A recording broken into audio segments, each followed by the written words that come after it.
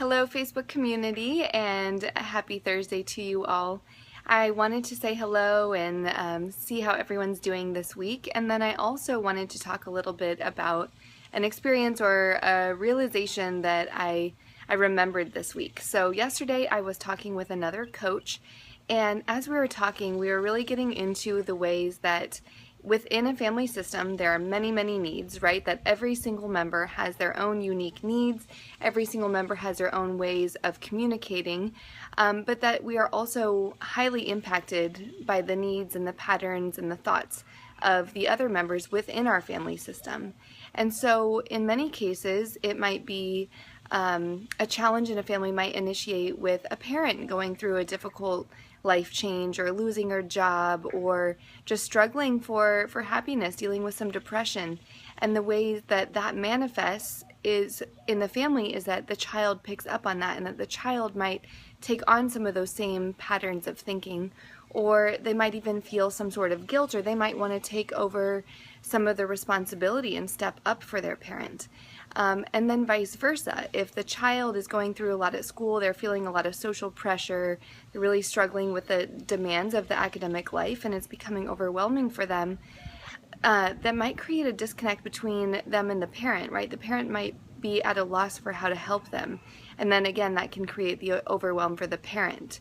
So there's such a delicate balance within our family systems, and when things are working, it feels awesome and balanced and amazing, and that's our goal. That's our goal always.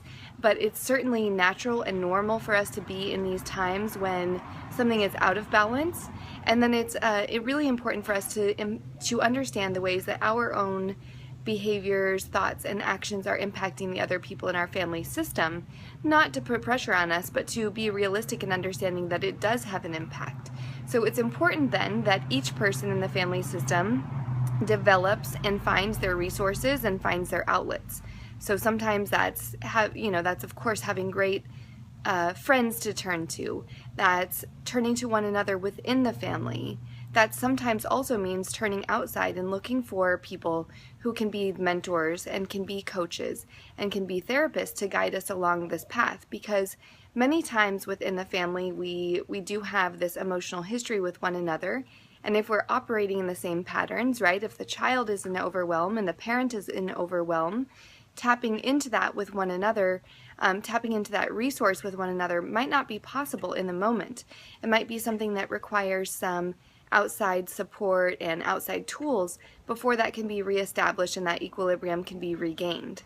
So I'd love to hear your thoughts on this and what's going on in your family systems, or even what realizations you have in looking back at times when things were maybe not so balanced, and how did you regain balance within your family, and how did you change behavioral and thought patterns that you were experiencing or that your child is experiencing.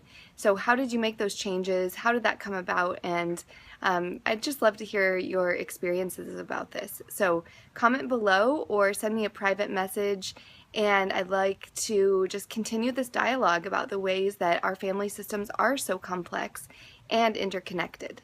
Hope you all have a great day, and I hope it's been a great summer for everybody.